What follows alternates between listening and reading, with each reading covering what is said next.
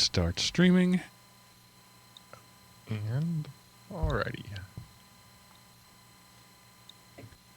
My kids have been playing with my figurines. They're not what they were.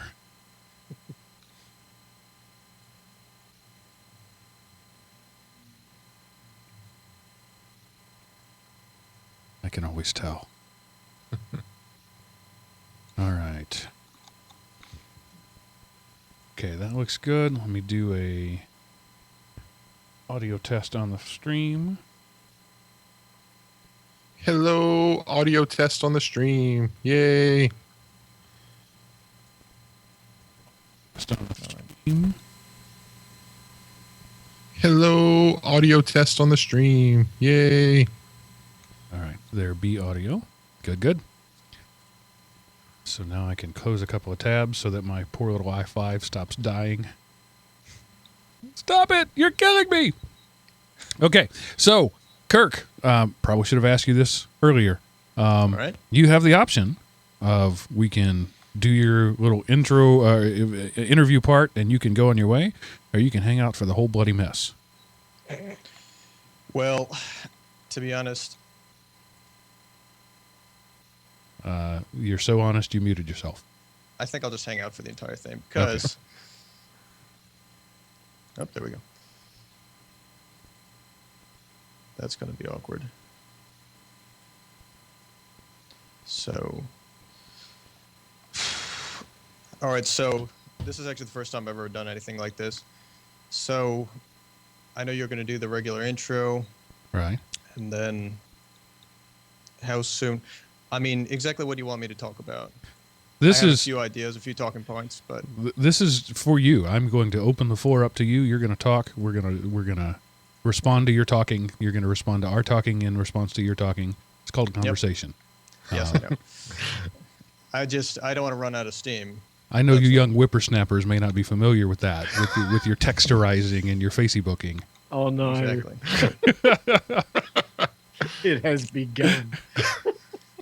Hey, well, I'm supposedly the millennial who hates millennials, Right. so The I don't even know what anti-millennial. the internet is. Oh, hey, thank you, Xfinity. My bill is due. Awesome. No. That's my favorite email that I get every week, every month. Yeah. Okay. Surprisingly, they've gotten my bill right lately. It really is a shock.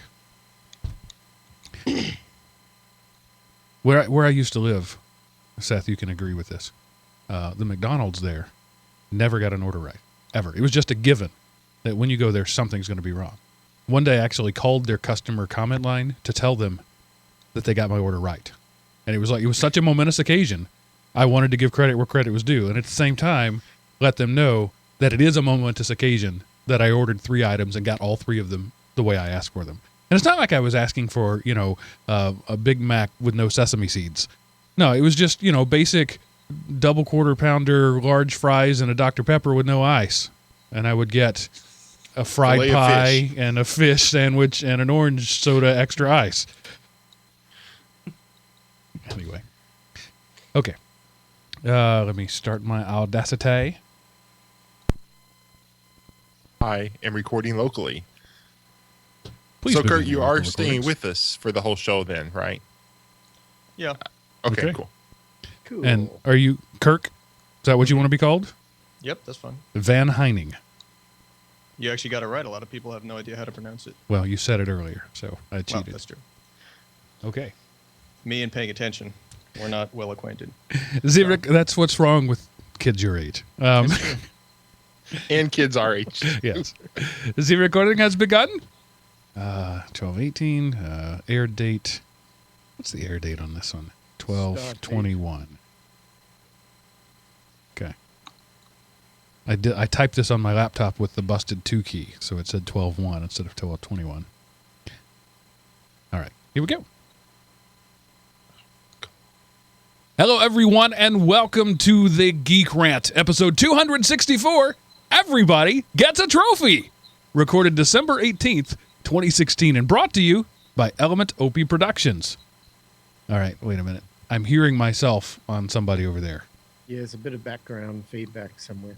I don't know who it is. I'm not hearing it, so see. Let me cut. Check 1 2. Check 1 2. It's definitely coming from you, Kirk. It's like about 500 millisecond delay, and then you hear this little squeaky thing. Yes. I can filter that out, I'm sure, but if we can squash it now, so much the better. Is that going to to tape, or is it recording, or is that just what we're hearing? I can't really tell. I'd have to play it back, and that would mean disconnecting and reconnecting to find out. Yeah, I mean, if it's not recording, it's fine. That's probably not recording on his end. All right. Anyway, we're just going to pretend it's not there. We're going to be professionals and ignore it. All right, one more time. Here we go. And by the way, when we're doing the whole intro, warm up, talking about whatever stuff, you feel free to jump in anytime, Kirk, because you're part of the show. Sounds good. Okay, here we go. Hello, everyone, and welcome to the GeekRant, episode 264. Everybody gets a trophy. Recorded December 18th, 2016, and brought to you by Element OP Productions. ElementOP.com. Welcome back, ladies and gentlemen, to the only show on the internet where geeks rant. That's right. Trust us. It doesn't happen anywhere else. My name is Mark, sometimes called the Sultan of the Soapbox, meaning when I say it in the intro, that's pretty much the only time ever. And joining me this week are your two stalwart co-hosts, Seth, the Gooey Kid Anderson, and Miles, the Oxygeneer. I'm going with that. Wakeham. Hey, gentlemen. Howdy, Mark, and welcome to the wonderful world of Opiville. And this is Stalwart Geek ranting at its finest from Arizona. How you going, guys? And somebody recently said to me that they thought the website was lmnop.net, which would be great if I could get that one. Somebody already owns it. But that's specifically why I always say elementop.com. I thought I was clear about that, but apparently not. But you know, if there's someone who listens at a higher speed, you know, like I listen at 2.3, sometimes those pauses, they kind of run together and you don't notice them. I listen at 2.5. I'm up to that now, and accidentally started my phone playing podcasts at the office without the Bluetooth connected, and so it came out over the speakers. And there was more prairie dogging when that happened than anything else. Everybody was jumping up. What is that? What was that? I'm sorry, that was my podcast. Yeah, you listen to it like that? Yeah. And so then I had to go through the whole thing. Yes, it lets me listen to several hours of podcast during an 8-hour day. No, it's not that hard. No, I'm not. It's nothing special. Anybody can do it. You start at 1.1 and gradually work your way up. And it's just I keep having to have this conversation because somebody will catch me listening at high speed. I don't even notice it anymore. In fact, when I'm listening to a feed that's not downloaded and so it can't speed it up, they all sound like they're drunk because they're talking so slow. Right. Yeah, I was going to say, in the real life conversation, after you've been listening to a lot of podcasts at that speed, everybody must sound slow. It really doesn't. My brain can make that shift. So when I listen to Seth on a podcast at regular speed, he sounds like he's an idiot. But now, seeing his face and over the interwebs and talking to him, he sounds perfectly normal. There's some sort of mental shift that your brain makes when the earbuds go in the ear. You expect to hear a different sound, and so somebody can come up to me and be talking to me while I'm listening to a high speed sound, and neither of them sounds normal. The guy in my ear talking at 2.5 sounds normal, and the guy talking to me at 1.0 sounds normal. And my brain's totally fine with that shift, but if it's a guy like Seth, who I listen to, both cases, right? When I listen to him in podcast form, he's at 2.5x, and that sounds perfectly normal. But when I listen to him live, he's at 1.x, and it sounds perfectly normal. But if the two meet, that's when worlds collide. Yeah, I know. I listened to this one podcast, and I was really straining to figure out the website this person was saying because it was not. My brain just couldn't quite figure it out, so I had to stop my recorder, play it back at one speed, and listen to this person talk. And oh my gosh, they sounded so stupid and slow, and I was just like, who is this person I'm listening to? And and so it's weird when you only know someone at talking at 2.3 speed, and then you hear them at 1 speed. You're like, wait, what? Yeah, there's something wrong with you. And speaking of who is this person, there is a fourth member of our panel that I have yet to introduce to you, the secret hiding in the wings, Mr. Kirk Van Heining. He is the anti-millennial, and he's here tonight to both speak to and take to task millennials based off of our recent series of shows, as it's turned out. It really didn't intend, none of that was supposed to be a show about millennials. It was supposed to be a show about election results, which turned into a rant about millennials, which then had a series of follow-ups about millennials. And then finally, Kirk came on and said, I agree with you and I hate you all at the same time. So he's going to come talk to us about it. So, hey, Kirk. Hi there. Where are you from, Kirk? Where do you currently reside yourself? I am in Red Hat Country, Raleigh, North Carolina. Okay, so you're right up the road from me. So we have 2 Eastern time zones, a Central time zone, and whatever Miles is this week. I didn't even know that. Arizona is its own time zone because it's not a part of the time zone system. Right. Right. I think you're currently aligned with Mountain Time, right? Yes, I believe so. And at least then- for the next 30 minutes. Right. And then sometime in March, you align with Pacific time. Is that right? Well, I wouldn't say a line, but yeah, we share the same time zone. Okay.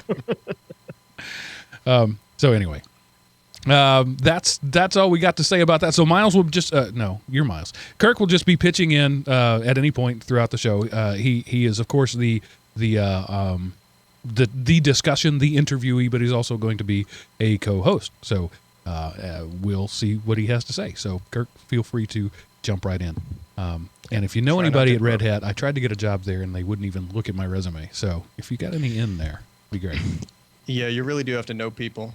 Yeah. Actually, I rollerblade with a guy who works at Red Hat.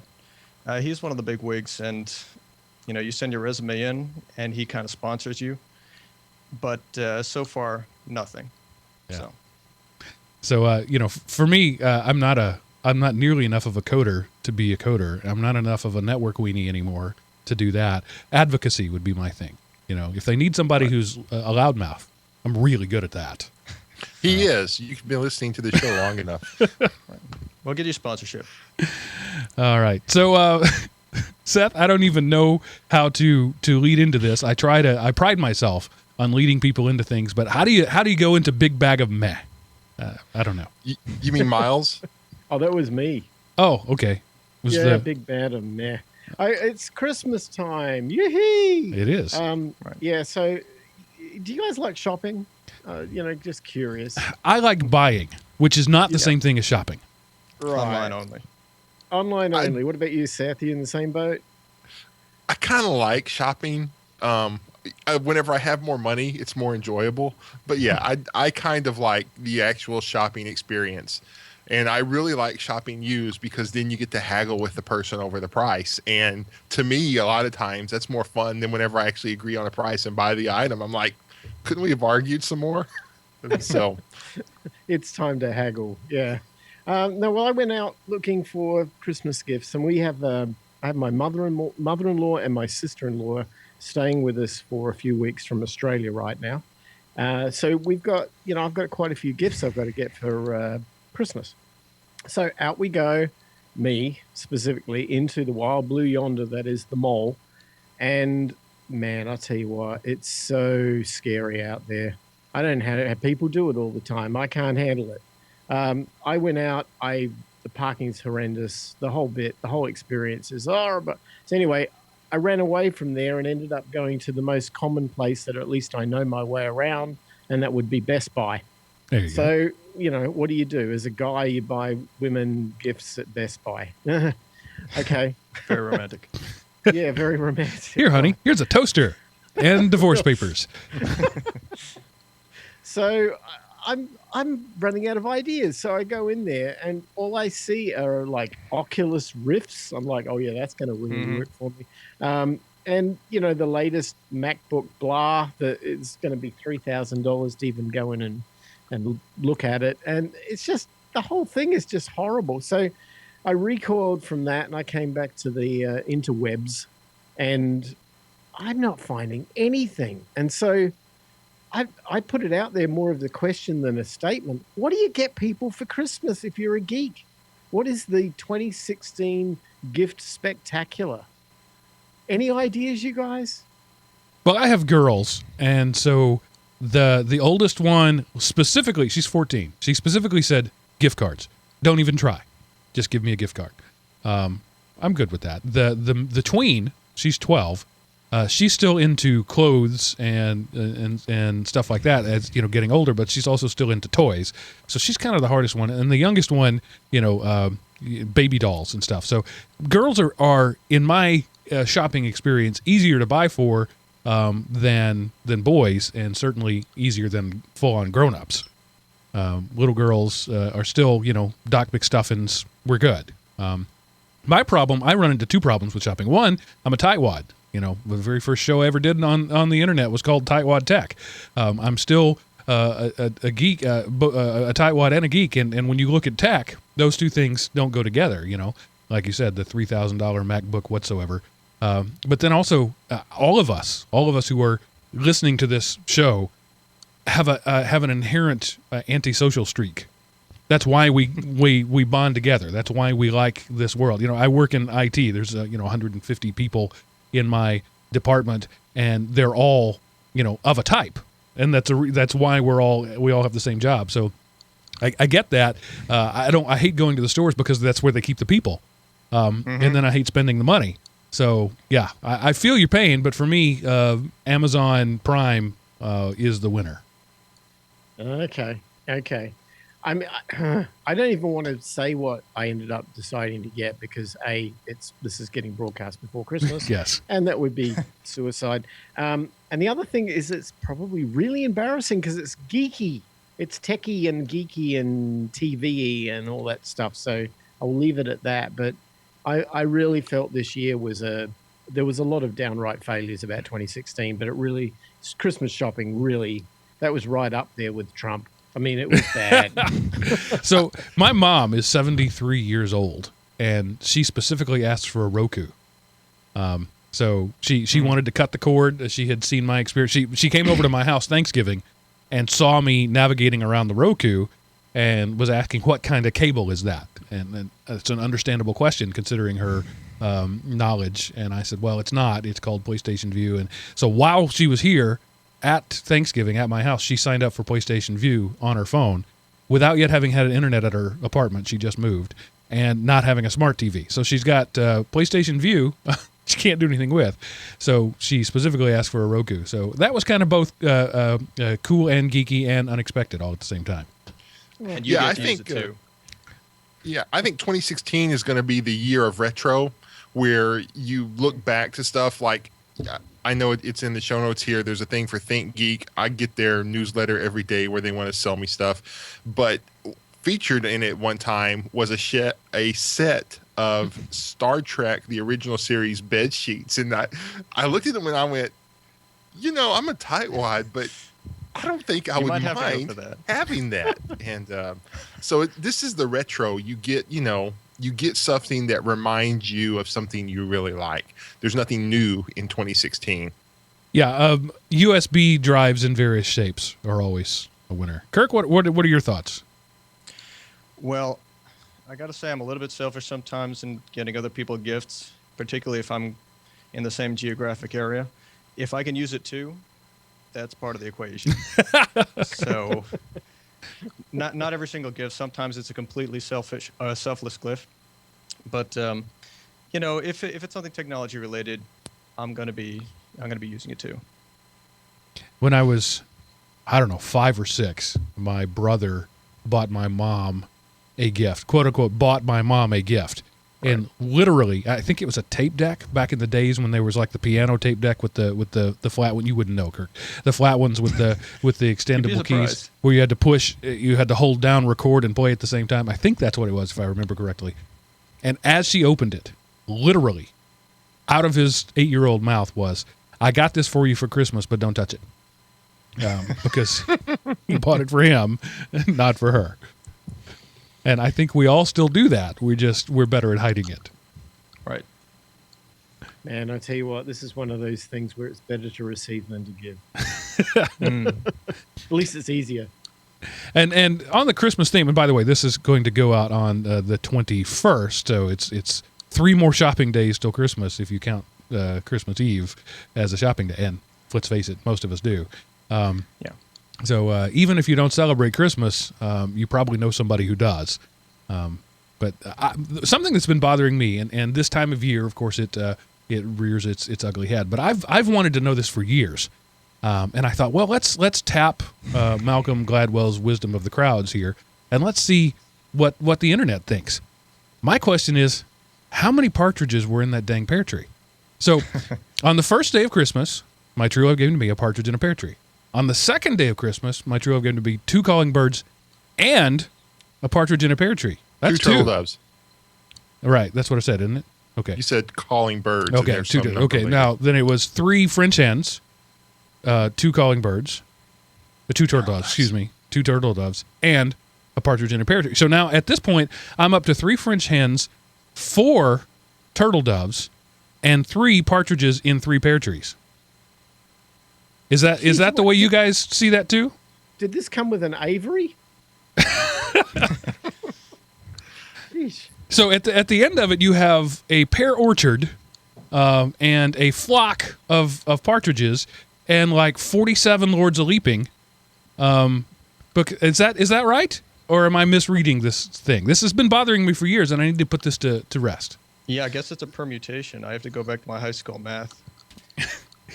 It's simply you're solving an infinite series at that point.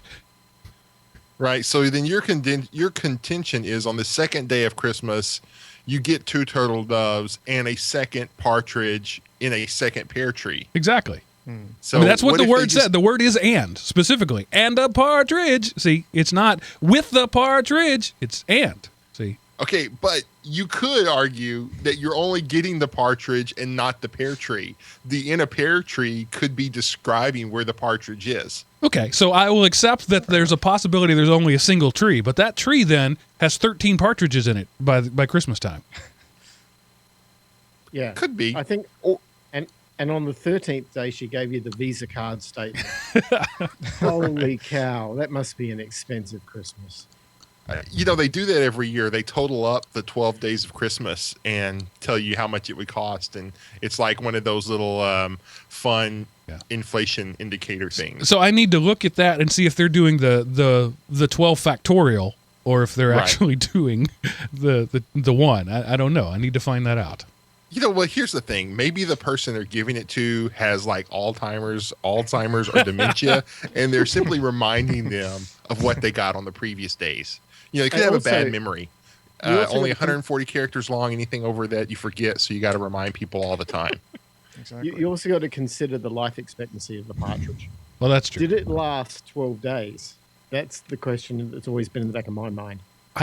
As a parent, that's always a consideration when one of my kids wants a pets, and I literally said that to one of my daughters. I'm not gonna say which one, but after successive failures of pet parenthood, she said to me, "I want to buy another of these things," and I said, "Honey, do you really want to kill another one?" Yeah, get a robot dog. Positive affirmation. Well, right I mean, there. at some point, though, you have to recognize the common denominator. Healthy pets come from pet store. We bury them a short time later. Darla wouldn't stop shaking the bag. So, Seth, maybe you now have the processing power to calculate the number of partridges in the pear tree with your new whiz-bang Bitcoin mining computing. Yes, well, I did get my Bitcoin miner up and running yesterday. I finally sat down and figured it out and realized why I wasn't able to log into it and all that kind of stuff.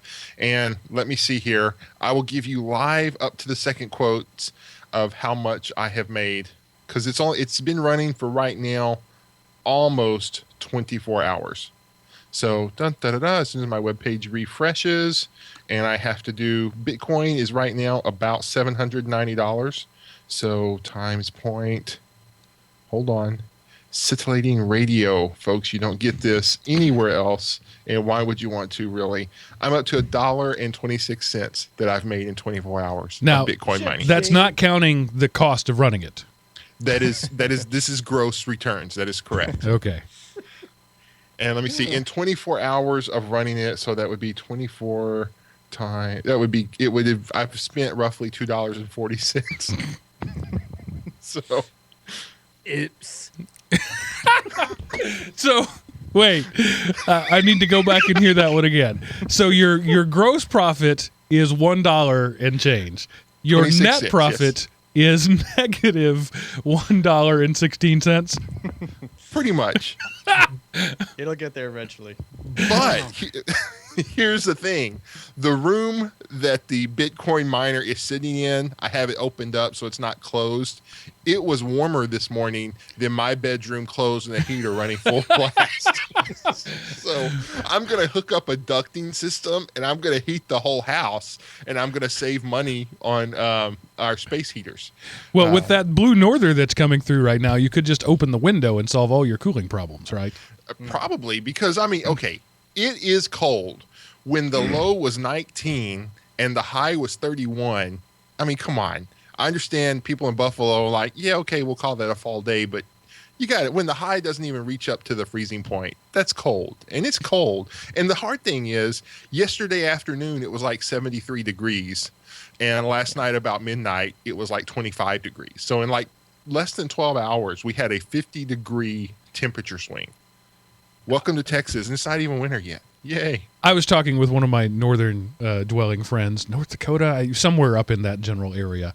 And I asked him what the temperature was. He said it was -2.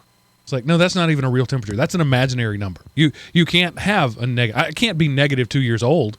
That's not a real temperature. You're making that up. I mean, apparently he's going to have to warm up a little to get to no temperature. Right. Exactly. Converted to Celsius. We're completely overrun with snowbirds here in Arizona. So if you ever want to get down here, you're welcome to. It was 78 degrees next week every day. Sorry about that. That don't sounds hold boring it after a while, I got to say. Yeah, It is. It's hard. It's It's 35 and rainy in the Atlanta Metroplex, which is chilly, but not miserably so. All right, so that was a whole bunch of talk about nothing. It's almost like we're the Seinfeld show. So let's get on to some mini rants provided by our listeners. This is a link I will supply in the show notes. Brian says, Mark, you and others might enjoy this Christmas column. It's from my hometown newspaper and first appeared in the 1950s. Merry Christmas to all of you. I enjoy the show. So I'm not going to take the time to read it because it's fairly long, but... essentially, from the Kansas City Star, Bill Vaughn says, had a conversation with his daughter, tell me a story of Christmas. And he went through the usual ones with puppies and Christmas trees and elves and all that. And then I won't spoil the ending after that. But tell me a story of Christmas, and you'll have to go to the website, elementop.com, to check it out. So there you go, a little teaser. I won't spoil it, but I did enjoy it. All right. And then Will, who has been a regular contributor, I've been sitting on this one for a little while. So it's he was behind on it, and then I was even more behind on bringing it to you. But he has some comments on the whole millennial thing, and I thought we might use this as a jumping off point into our discussion with our friend Kirk here. Says, hey guys, I'm a little behind on podcasts, so this is in response to episode 259. It might also become a rant, so I apologize in advance. Well, that's sort of built right into the show, Will. Don't worry about it. I am a millennial, so I feel that I have a good grasp on the response that some of my peers have had to this whole election thing. Our generation is splintered more than any other. We grew up with the internet, so any crazy niche that you had could be filled easily. If you believe you are part wolf, then there's a group online that will enable that delusion. If you would like to be funny for Donald Trump, if you think it would be funny for Donald Trump to be elected president, there's a whole group of people online that will help you make that happen.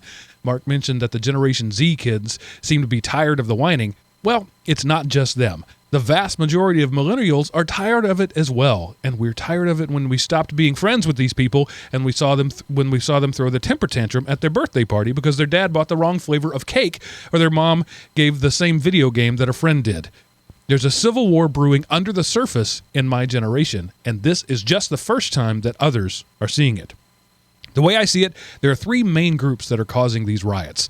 There's the group you already mentioned that are just doing it because they don't know how to deal with failure because their parents went along with all of that everyone wins BS. These people are a pretty small segment of the whole millennial population, and are nothing to worry about. Then there are the kids who got sucked into this PC rhetoric, and they literally think that Trump is the next Hitler and that all Muslims in the country will be rounded up and put into camps in early February. These people are the most genuine, albeit a bit misguided. They are acting out not out of inability to deal with the failure, but out of a sincere fear of what Trump will do as president and a severe lack of understanding of what the president can do. And there's the third, and in my opinion, most dangerous group that is causing all this ruckus. These are the internet trolls and the cyberbullies released into the real world. They are the ones who voted for Trump for the express purpose of watching prior sects of our generation melt down.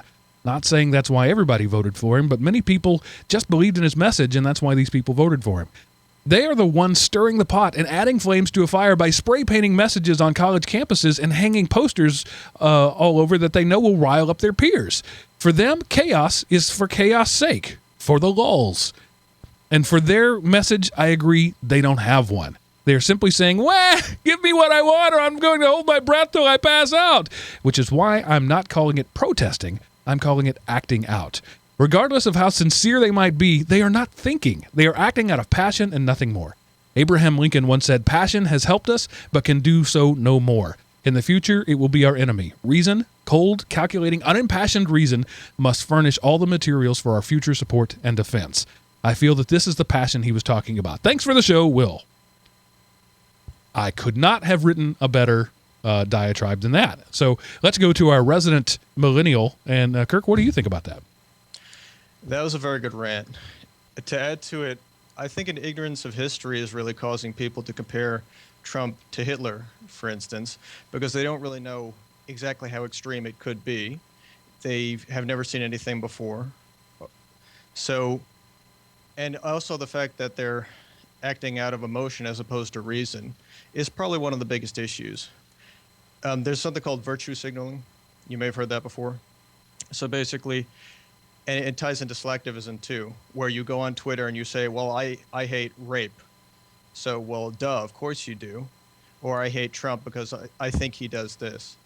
So instead of taking an actual measured change in the or to your problem, you go out and you write, or you go out and you do something useless, like just post on the internet. So I really have to agree with pretty much everything you said, actually. All right. You know, I liked his phrase that I don't consider that protesting. I consider that acting out. That is awesome. And I would love to have been able to get that inserted into the narrative somewhere, because that's one of those catchy sound bites that could stick. You know, I wonder if you know, I don't want to use the term back in my day, because that would be inappropriate. But protesting used to have a certain bar you had to cross. Like, you had to actually go out of the house with a sign and go and march and stand with a whole group of other people in the freezing cold and protest, right? You had to do something. There was a physical exertion involved in doing that. It doesn't take a great deal of time to sit at the bottom of a YouTube feed and comment or send a tweet out. And I'm just wondering if the low barrier to entry here is what's driving a lot of this. Not just low barrier to entry, but no consequences to your actions at all. So sure. It's a double whammy there. Anybody can do it, and it costs nothing to be wrong. Yeah, well, there's, you know, and part of this goes into the counterculture mainstream education that has taken hold, that protesters are superheroes. And if you protest, you're automatically above reproach, above recrimination, above any type of consequences. And so when somebody goes out and, you know, like a Colin Kaepernick protesting at the NFL, at the national anthem, okay, I mean, that's his right. If he wants to do it, great. But the fact that he's protesting isn't a get out of jail free card to consequences of, you know, I don't like the 49ers anyway, and therefore, if that's the only game on, I'm not watching football. You know, and I could care less about him because when he does play, he plays like crap. So I don't care, and he throws, I don't know, I want to say oil on the fire, and he doesn't do a good job to me, because all he's doing is just like protesting and wanting to be treated like a hero for protesting, and not prepared to deal with the repercussions of his protests. And that's something that these latest round of election protesters weren't prepared that there could be consequences to their protests or acting out. And I think that is something that history and civics and anything else has failed to teach, that a lot of those protesters got thrown in jail before any type of change came, and nobody talks about that. If you go back and look at, for example, the Democratic primary in the 60s, they didn't just go to jail. They were chewed up by dogs and they were beaten by police. There was a real consequence to those actions. I'm not saying that's appropriate by any means. I'm not defending police brutality of peaceful protesters. I'm also not defending non-peaceful protests. But the point is that after that happened, early on in the process, everybody who protested from then on understood there was a price to pay. It was on the news. It was on the cover of Time. Everybody knew there was a price to pay. And they still did it anyway because they believed in it. I don't think, from my experience, from my observations, that's a better word, that the people doing the protesting today believe in it enough to pay a price for it. Oh, no, there are exceptions. I mean, think about the Dakota pipeline that they just flipped that thing over by actually going out there and protesting in minus degrees out in the freezing cold. It does work, but you're right. It's not. I mean, I also think back to Occupy Wall Street. I mean, they were out there for years, it felt like, in all different seasons, and they didn't get what they wanted. Right. Yeah, but don't bring up the Dakota pipeline, because they are simply protesters in search of an audience, because what they're protesting is a load of crap. They're trying to make a non-story into a story.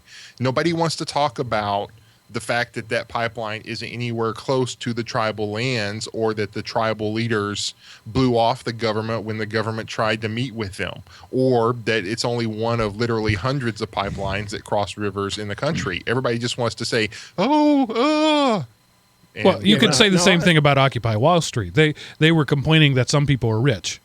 Right. Yeah, that's true. Yeah. And using their iPhones to do it. Yes. Right. Using all the modern technology that's made by a corporation. Speaking about the pipeline, I find that interesting because on one hand, people say we need to get out of the Middle East. We need to be energy independent. But on the other hand, we don't want to do something like the pipeline. So you have to, in order to make an omelet, you have to break a few eggs. And if you think being in the Middle East or any of these other places is a big problem, then what alternative are you talking about? Everybody's just going to have an electric car. Maybe that's not going to happen very quickly. You can't just say, boom, it's magic, and all of a sudden we have it. Kirk, that is seditious Republican Generation X talk there. Are you allowed to say that? Is there a union who's going to come and censor you for that? I don't think so. I'm one of the older millennials, so I kind of get away with it. I overlap. So I'm just saying. Up a good point, though. You do bring up a good point, because the one thing that I'm going to read into what you said, and I think you either said it or you suggested it, and that is that the reliance on Middle East energy didn't happen overnight. I mean, it took decades for us to become reliant on that. And it's not going to happen. And a solution to get out of that isn't going to be an overnight solution either. It's going to take decades to get out of it. So if I'm reading you right, you're saying, what do we do in the interim? We have to have energy somehow. Right. People need to be realistic. And a lot of people have mentioned that the entitled attitude of, unfortunately, a lot of millennials, and the fact that you can get everything so quickly maybe conditions you to think that everything is something you can get very quickly, even though it's completely unrealistic. So, interesting point. I did want to pick your brain about one thing that Will said. So this is sort of Kirk and Will going at it, and unfortunately, Will's not here to defend himself. So I will. That's perfect. Yeah, I mean, that's the internet way. we don't want a fair fight. He brought up this theme of uneducated, and it's something that I think all three of us here have commented before. I was talking with somebody, a young person, 21. 20, somewhere around that area. And this person had a true, real fear that Trump was going to go in on his first day in office and via executive orders overturn a number of significant legislation, such as, for example, Obamacare, and that he was just going to make that all go away with a signature on a piece of paper on the first day. And that says to me, this person has no idea what the president can actually do. And so I have there's a 2-point thing there that I want to ask. Kirk, do you agree that there is a level of uneducated, uninformed behavior, that makes these, to borrow a phrase, sincere idiots? They're sincere, but they just don't know. And idiot, that's a harsh term there. I'm using somebody else's words. But if that is true, if you will concede that point, whose fault is that? Is it we, the older generations, the Xers and the boomers who did the teaching, that failed them? Well, people might be getting educated, but it's a very, very different kind of education than they used to get. So there's an emphasis on gender studies, for instance. Or if somebody goes in, I'm sorry, I can't hear that and not laugh. I'm sorry. I mean, that's the way it is in a lot of these colleges. So basically, the curricula, they're a little bit different, and this actually didn't happen. It probably happened maybe within the last 20 or 30 years. So you have a whole generation growing up saying, or not really being taught about any of the 3 levels of government, how things actually get done, what somebody should be called, what their proper gender should be. Identity politics, I'm just going back to when I was in college, was a really big issue. How do you define yourself? So it's not really being uneducated, it's just being improperly educated and focus on things that are not going to get them a good job and not going to teach them anything about politics. So again, I'm not an expert in any of this, right, but this is just what I've noticed anecdotally and what people have been saying, particularly with Occupy. They're going there and basically impeding. They're not trying to go to a town hall meeting. They're not trying to talk to anybody. They're basically just shouting outside for a long, long time, and I don't think it really has any result in the real world except irritating people, getting in their way. It's the same thing with the mass bicycle protest. Basically, you have 100 people on the road, 100 bicyclists on the road, and everybody else is trying to get to work, and all they're doing is saying, well, you don't have the right to go to the work, basically, because you're driving a car. So, okay, I understand that you have a certain position, but you have no right to impose yourself upon everybody else this way, as if, Joe Schmo, who's just trying to get to his 9-to-5 job, is part of the Illuminati or part of the corporate elite. No, he's somebody who's just trying to put food on his table. So, I think another part of it that you talked about is they watched a president for the last 8 years rule by executive fiat.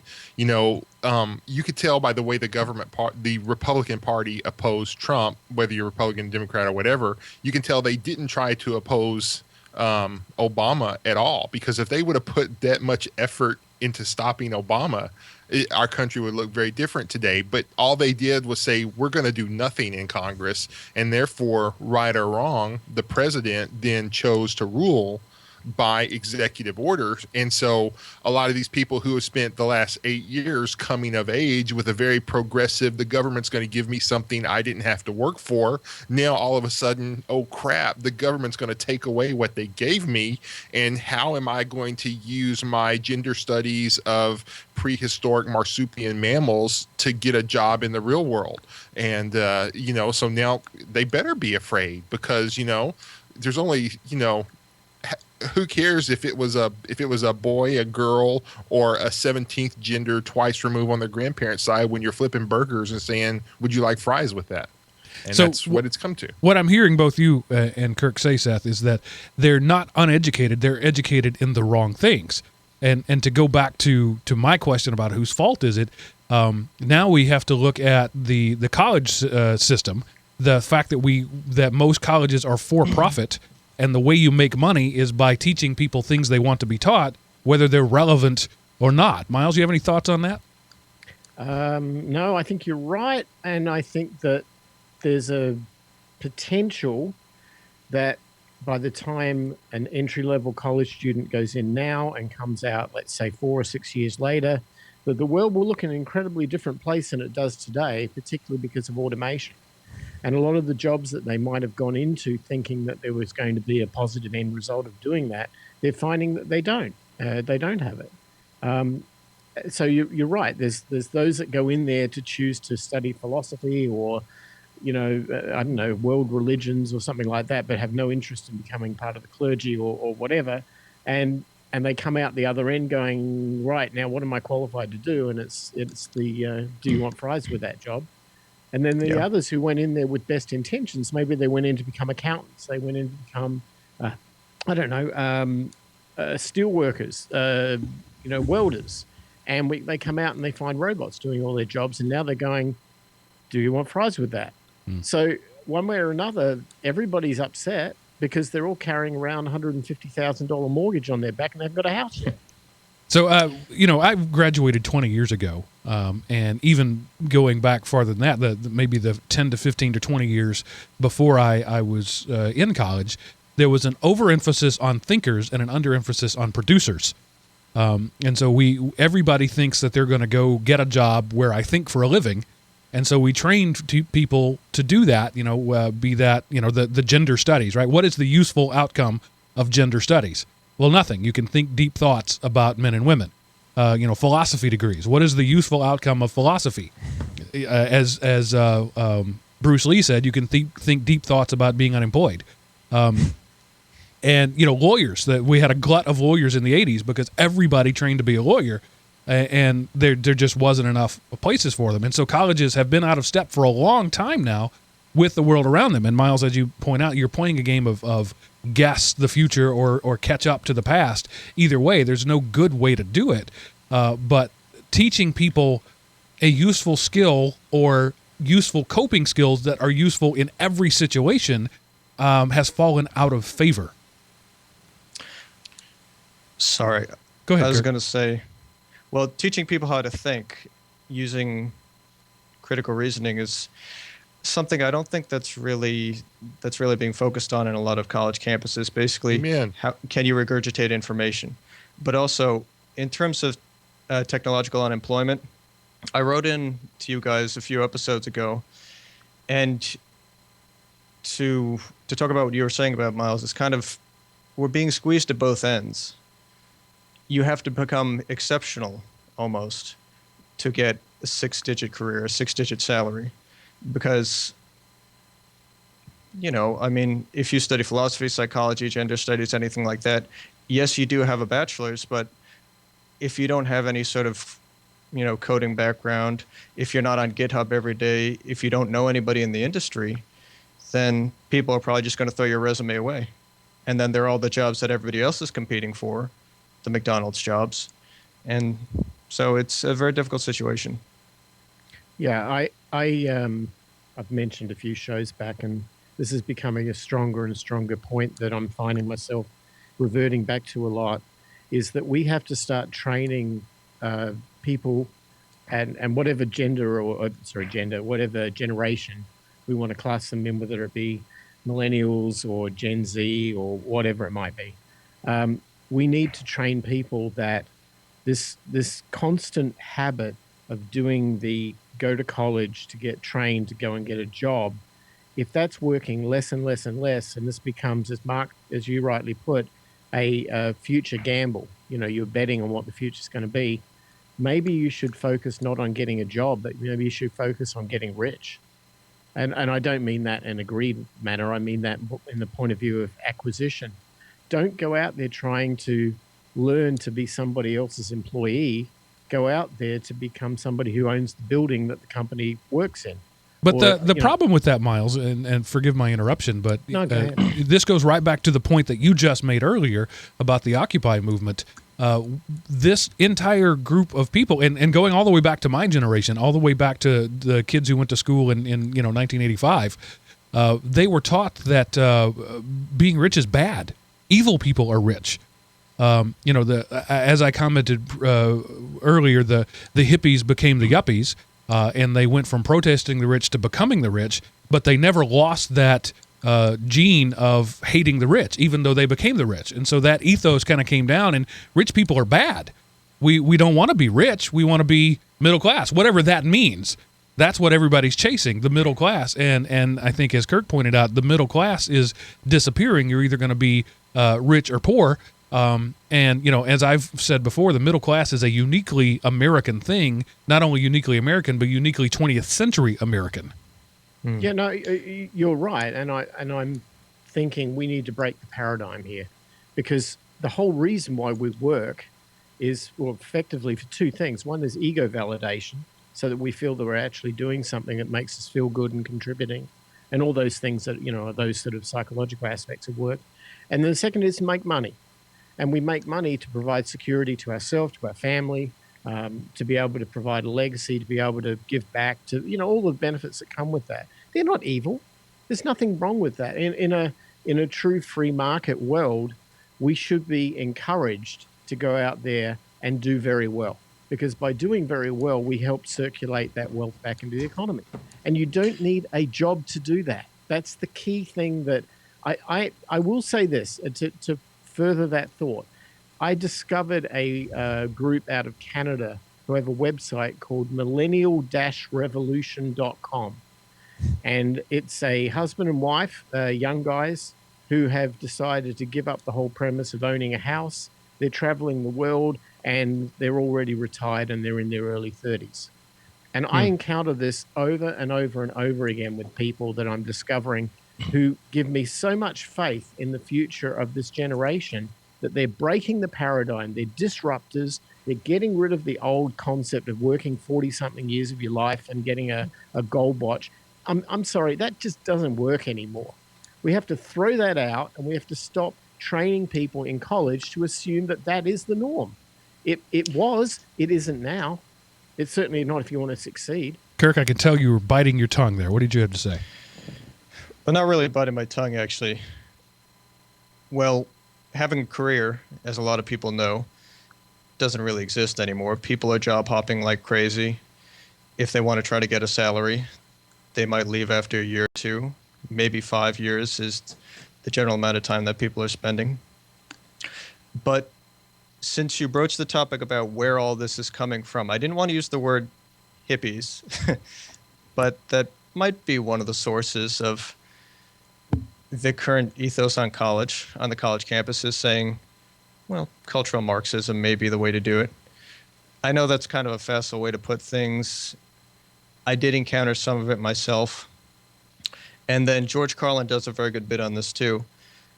The notion that you have to be protected from failure, you have to be protected from your feelings, just means that people are going to experience that 10 or 15 years later than they should have.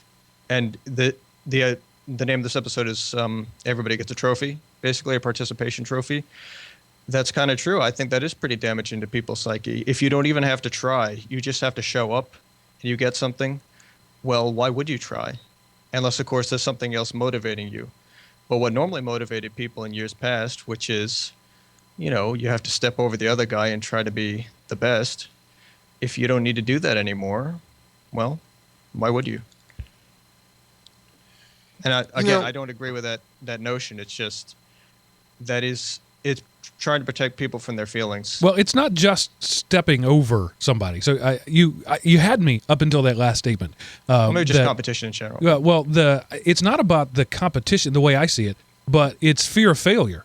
What motivates people, I'm a dad. What motivates me as a dad is the thought of my children shivering on the cold Atlanta streets because I wasn't man enough to give them a house. That's what motivates me. And as big a fan as I am of the concept of a social safety net, I've gone on record many times as saying it shouldn't be the government, it should be the church that does that. But either way, I believe there is a place for a social safety net. It should be a safety net, not a success guarantor. And we have created a culture in our American society where failure is not only something. It's not only something, no longer something to fear. It's almost not possible, because our poor people live like kings as compared to other countries' rich people, and we just think that that's just the way it should be. and we deserve by birthright to be a part of that, mythical middle class, because we do. And so there's no motivation because the fear of failure is gone. There are so many systems in place to make sure that you don't have to pay for the consequences of your actions that people don't. And so we're raising whole generations of people that don't know how to fail. They don't know what it's like to fail. They don't know why they should fear failure. Well, I didn't get that memo. It's also, though, I run away from it all the time. The people my age, our age, early to mid 40s, now have kids, late teens to early 20s. And our age, our parents wanted to protect us from bad stuff, and we equated that to kind of keep the peace. And how many times do you see the parent in Walmart give in to the kid to give them that sucker or that toy so they won't throw a fit, they won't throw a tantrum, and you'll just soothe them. And once you do that once, it's twice as hard to make them act right the second time, because they equate acting up with getting their way. And so eventually it's going to come to where they don't get their way and they end up throwing a big hissy fit, because along the way we've all been coddled far too much. And, but it didn't start with this generation. It started with the generation before and the one before that. The yuppies who were working 20,000 hours a week in pursuit of the almighty dollar and the 40-foot yacht and the third vacation home, and were never at home for their kids, gave birth to kids who were all about making sure their kids, the unconditional positive regard, you didn't do anything wrong, my princess, you're a hero, you showed up for the game, here's your trophy, and it's the exact same size as the one that won, and your trophy's actually better because you stuck through to the end even though you lost, and that makes you a winner. And now they're parents and they're going, I don't have a clue how to play this game called life. And therefore, because I don't have a clue, I certainly can't teach my kids anything. And so the kids that are coming of age now, man, they're getting all screwed, because somewhere along the way, we believed a lie that said it's the government's responsibility to train and teach children rather than the family's responsibility. I mean, if you want to start a war on a college campus, you walk in and say it's the parents' job to make sure the children are educated. No, that's what the school's for, blah, blah, blah, blah, blah. I was like, whether you go to school or homeschool, it's still the parents' job to make sure the child's educated. And dude, that'll start a fight quicker than anything. Quicker than God or politics. Just before we go any further, as one person who possesses a useless counseling degree to another who possesses a useless counseling degree, nice quotation of Carl Rogers there. Thank you. I don't remember much else, but unconditional positive regard. But that actually goes to my point. Seth and I both have useless degrees. Counseling is a profession by which a bachelor's degree allows you to sweep the floors in a counseling center. A master's degree allows you to file papers in a counseling center, and a doctorate degree will guarantee you a $35,000 a year job. And we bought that line. We were suckered into that degree. That's where we met, in that degree program, right? But we didn't go out there. We didn't say, because we have this degree, the world owes us money. I'm not doing that job because I recognize that it was a useless degree. And I regret that I spent money on it. However, I didn't spend hundreds of thousands of dollars on it because I wasn't stupid enough to go to a $40,000 a year school when I could only afford $5,000 a year. So there is a level of personal responsibility that comes with all of this, and I think we're missing that point every step of the way. Oh, and this brings up another point. People older than us, you don't understand college now. Because my brothers were able to pay for their college off of a part-time job and working the summers that gave them enough to pay for their tuition, pay for their room, pay for their board, and still have money a little bit to spend on doing stuff. My first semester in college, the fall of 1990, 17 hours was like $476 because that was one of the first checks I ever wrote out of the checking account I got with money from graduation. My last semester, because I was on the extended plan, the fall of 1999, 17 hours was over $1,700. So it increased fourfold in less than 10 years. And the rate of increase really hasn't slowed down since then. So if you're older than me, you could work your way through college and come out with no debt. If you're my age, you understand debt. And if you're younger than me, you know, when you die, your debt still can't get past. I just don't agree with that, Seth. It all depends on where you go to school. If you spend 2 years at a junior college and then spend the last 2 years working your butt off, you can do it. People are doing it every day. So it's a cop-out to say you can't get out of college without debt. Well, I mean, we're talking in generalities here, but it's a much more expensive and much harder to do than it was before. You know, used to the part-time job and the working summers, you could come out of college with no debt. Now it's almost a full-time job, and fitting college in and finding 4 dozen roommates in a 1-bedroom apartment. So yes, it can be done, but it's sort of like the shrinking middle class. Yes, the middle class is out there, but it's not near as big as it used to be. Yes, it can be done, but it's fewer places and much harder to do. So, Miles, you have a student in college right now. Admittedly, you're a rich white guy, but what's your take on this? There's no progress without risk. That's my take on it.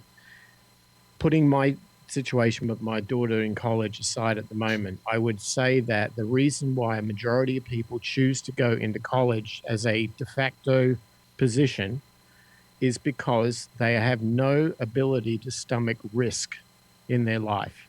They don't know what it's like to go out there without a degree and go into the workforce and try to make a go of it. They don't understand and I'm going to throw a few words out here. They don't understand how to hustle. They don't understand how to sell and market themselves very well. They don't understand or have any confidence in their ability to make money as an individual. And therefore, they fall back on the college as being a way to try to avoid that risk. Now, not all people have the stomach, for going out there as businessmen, as entrepreneurs, as whatever you want to call them, investors, as capitalists. That takes brass, what's it?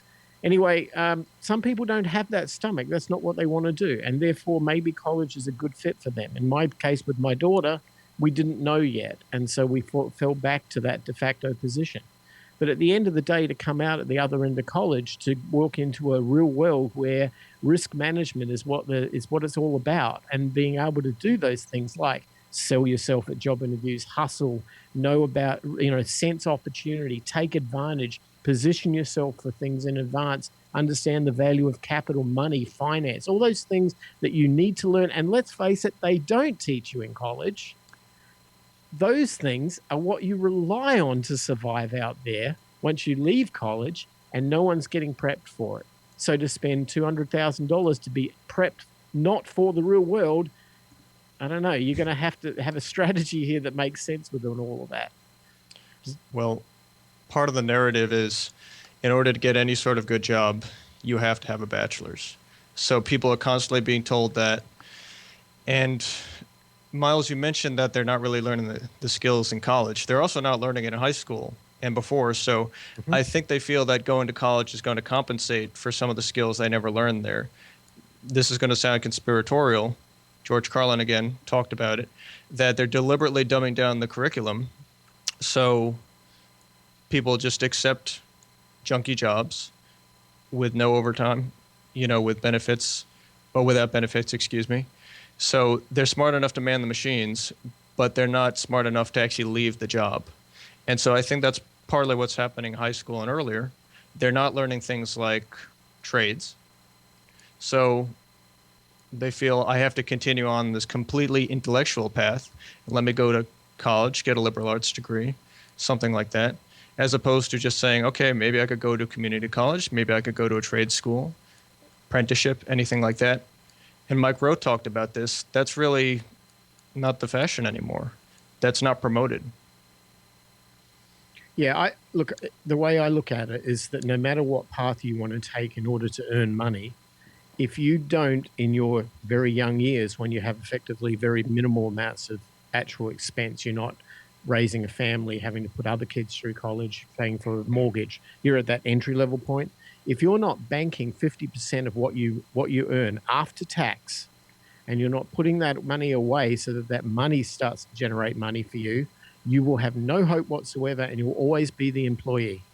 And it has to be done at that very, very, very early age, right at the time when everybody exiting college doesn't think it's important.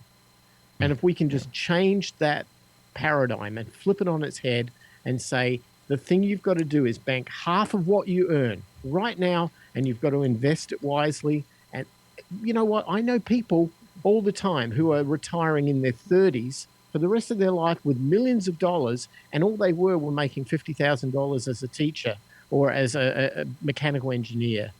It's just that they did it right. And no, they're not being taught that in college. You're right. The core principle there is live on less than you make. And that is anti-American. That's communistic thinking. That is seditious thought, to live on less than you make. The American way is to live on 150% of what you make. And that goes back to my tirade about college. If you're going to a college you can't afford, you're already, starting with, a problem. You're not living on less than you make. You're living, and I get it, you're a college student. You don't make much. But, Seth, you went to school for 9 years. There's no shame in that. Unfortunately, there is a stigma associated with, it took me 6 years to get my 4-year degree. And that's what I say. I buckled down, I worked hard, I got my 4-year degree in only 6 years.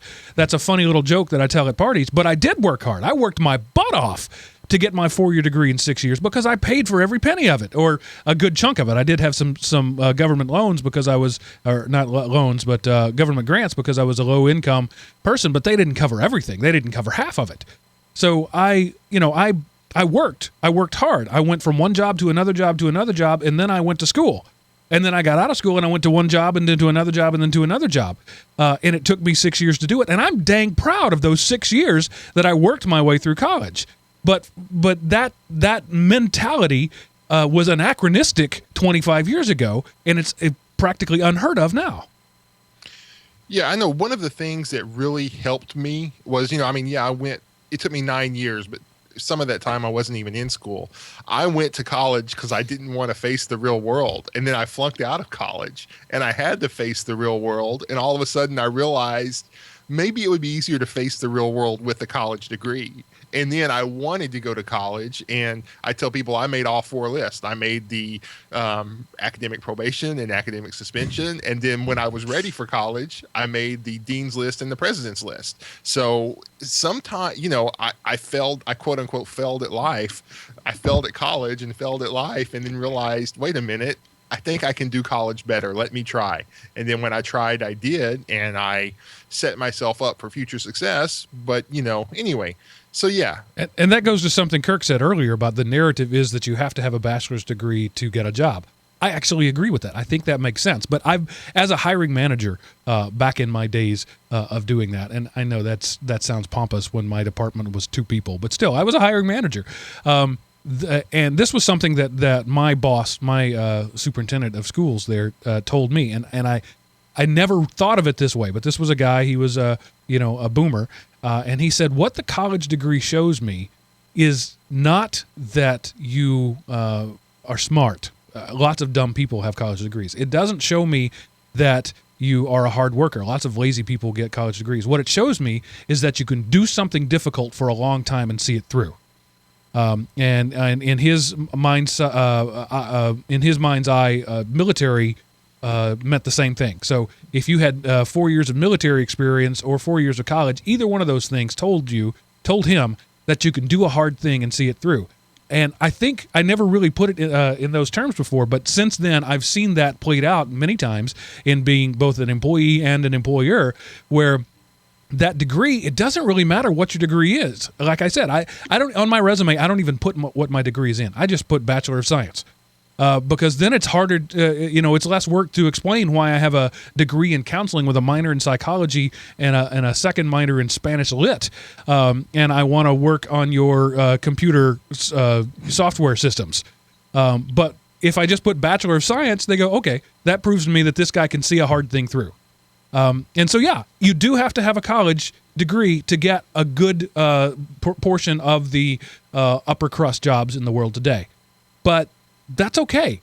And I've never seen an application anywhere that asked what your GPA was when you graduated. They just want to know that you saw it through. Yeah, you talked about grit, basically having that mental persistence. And more important than any of the courses you take, yeah, just being able to finish that. There are a lot of people who go to college for 3 or 4 years and they never complete their dissertation. So the most difficult part of college for a lot of people is the dissertation, is their thesis. And that's the part where they fail. So maybe they have as much knowledge as somebody else who got the degree, but they just can't finish that.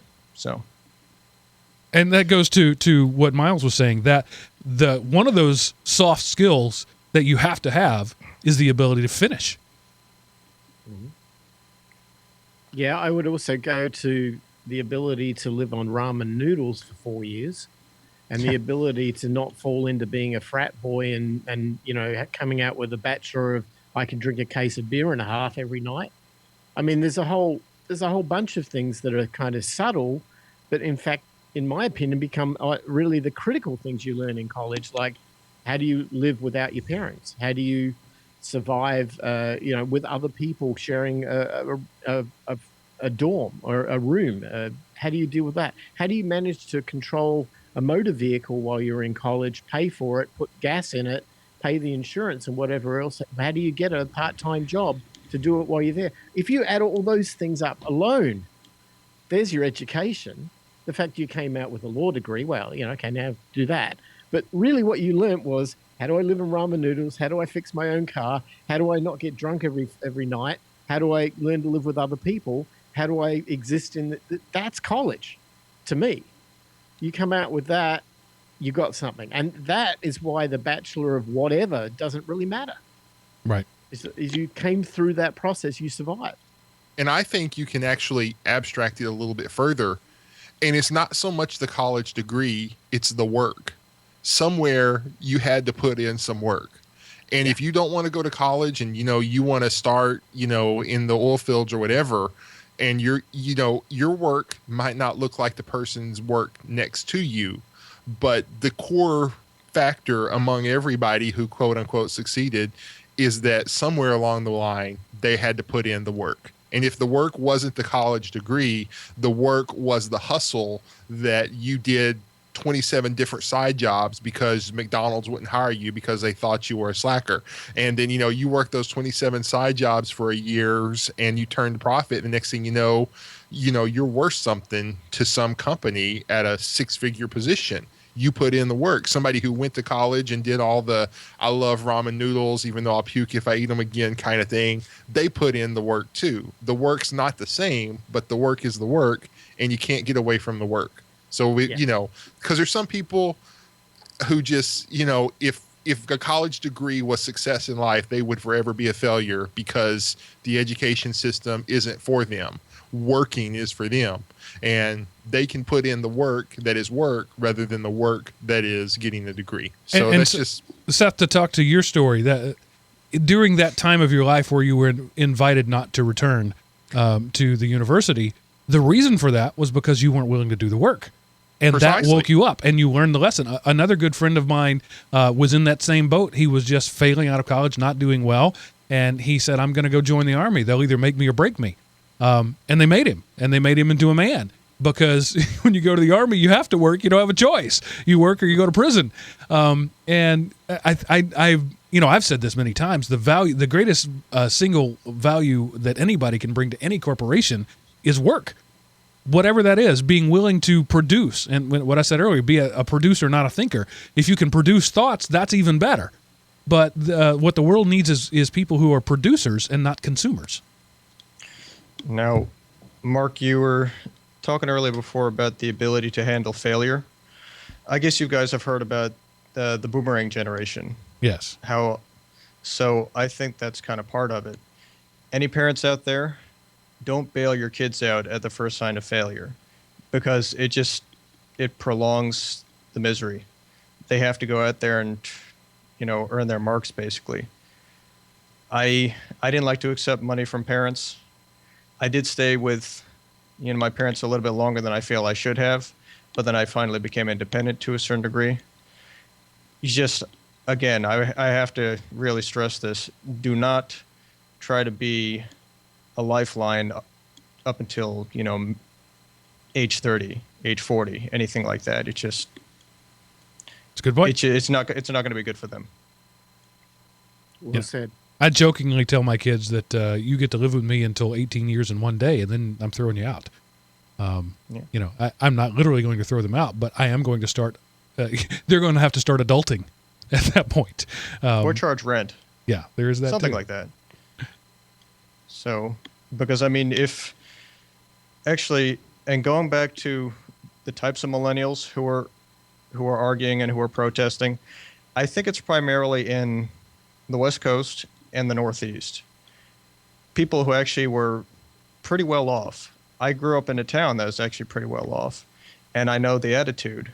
Basically, we're so shocked that the real world isn't what we were exposed to, and we're going to lash out at it. And we're a little bit ticked off that we spent all this money on a degree that we're not using anymore, and we have all this college debt. And I think that's part of where the anger comes from. And then they might have a trust fund, or they could go back to their parents in a very rich community. So I don't think you're going to have a poor kid from Kansas going and shouting at Wells Fargo. I think it's probably going to be the upper crust, upper middle class, maybe rich people. That's what I've noticed anyway, which is why a lot of this happened in Seattle, New York City, Los Angeles, a lot of the big cities. It doesn't happen in Gary, Indiana. Yeah, and there, there's also you have to consider the type of people who can spend their days protesting and not working. Yeah. There's a certain class of people who can afford to spend their days occupying Wall Street. Everybody else has to get up and go to work. Yeah, they occupy Wall Street till about 9:45, then they go over to Starbucks and come back and occupy Wall Street till about 12. Then they go to whatever hipster urban diner of the week. Then they come back at 1 and occupy Wall Street for another couple hours till they get their afternoon latte. Then they drive around to the parking garage and drive their parents' cars home. And then their parents ask them, "Hey, sweetie, what did you do today?" "Oh, I hung out with friends." And the parents are clueless about their children's lives all the way through high school and into college, and they're just like funding the bill. Well, I tell you what, let me throw another slant at this, because in my 20s, I was a child of the 80s. I grew up with the personal computer, and through all of its forms, from its inception through to I made a career out of it. So I saw disruption in my young age, and I was lucky. I'm lucky today because I can look back at the let's call it the millennial generation, and there's a lot of it which we've spoken about that upsets us. But I tell you what, there's a lot there that I am absolutely in awe of, and I think is some of the greatest future thinkers I've ever seen.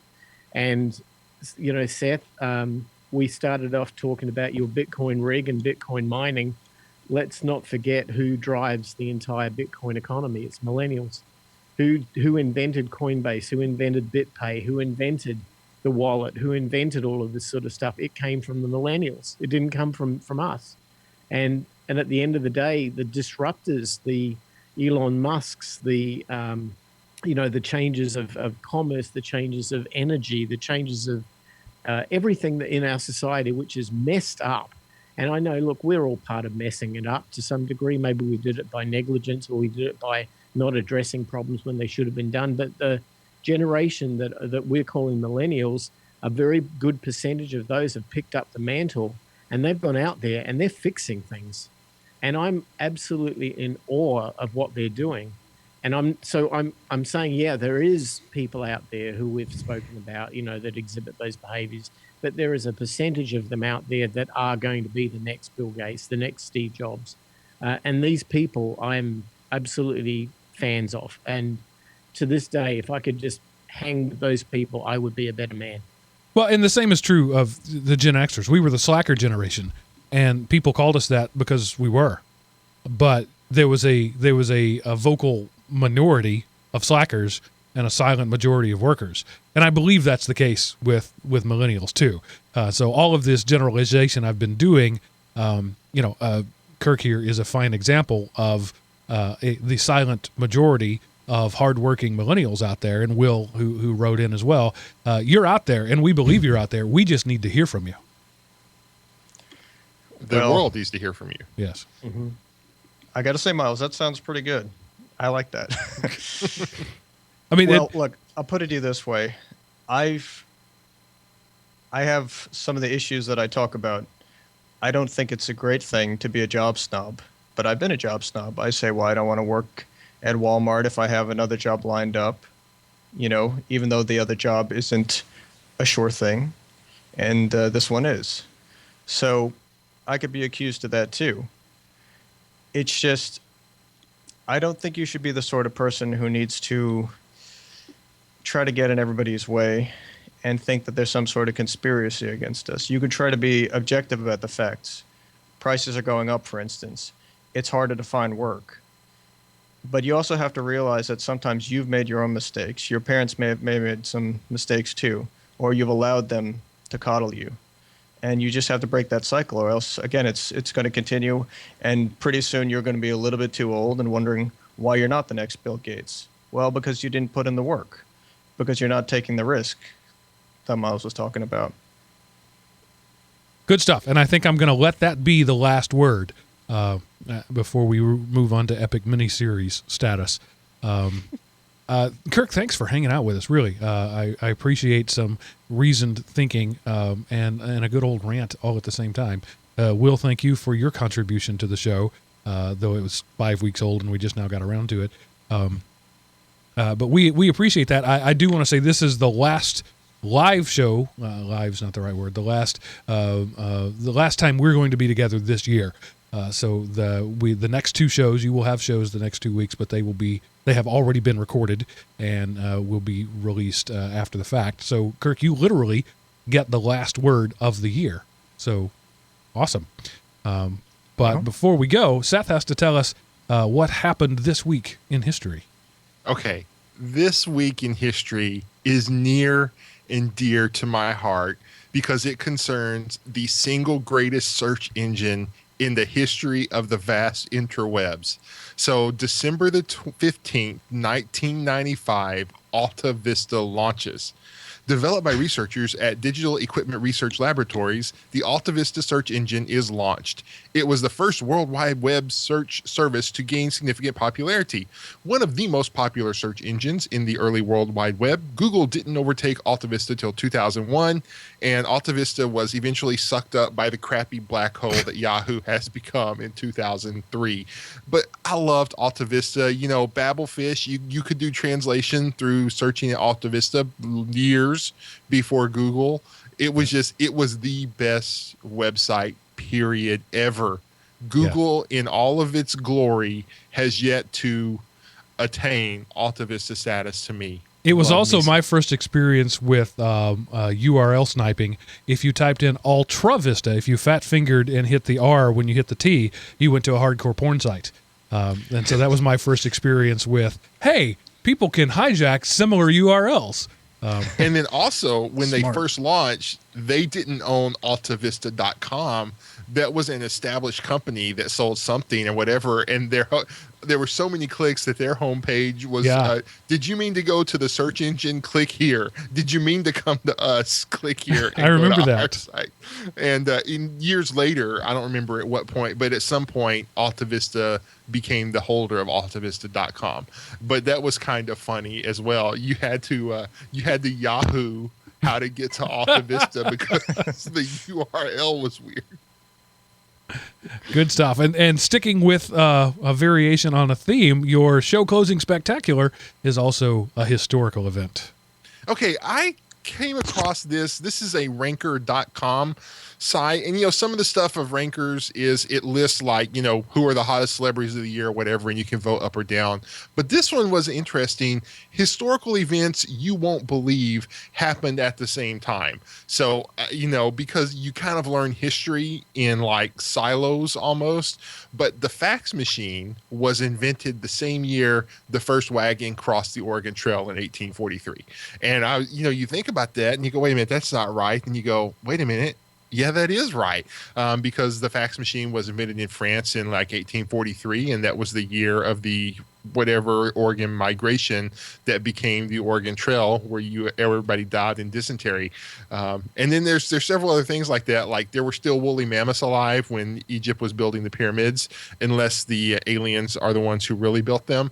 And so anyway, you can just go through here, and there's several things that it'll just like make you think that, hey, wait a minute, because you learned about this history when you're studying this, and you learned about that history when you're studying that, and realize that stuff happens at the same time. Oh my gosh, history doesn't exist in a vacuum. Prisoners arrived at Auschwitz just days after McDonald's was founded in 1940. Wow, there's a tale of two countries. Another reason not to go there. It might be a correlation. You don't know. Oh my God, I always wondered what was in chicken nuggets. Oh man, chicken nuggets is people. And Star Wars came out the same year as the last guillotine execution in France in 1977. Wow. Oh. Wow. They were still lopping people's heads off in the 70s. Wow, cool stuff. And it was probably for something they were wearing. That was the killable offense. Bell bottoms. And this is the Brooklyn Bridge was being built during the Battle of Little Bighorn in 1876. So anyway, just interesting. I think this one, you could spend your time, and this could put in such a mental conundrum that you do become less productivity, and your boss fires you and looks for a better hire, thus increasing my marketability. All right. So I will say at this point, this is the part of the show where I tell you how to contact us.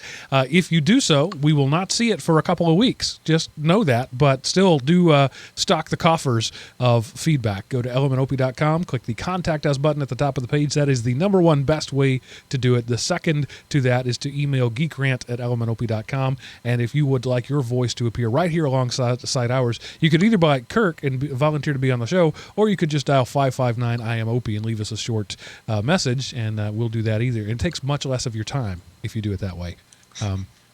Kirk, we do appreciate you hanging out with us for these many hours now, and we appreciate your regular feedback in the chat room as well as email stuff. So we appreciate you being part of the Element OP family. Do you have any final words of wisdom before we say goodnight?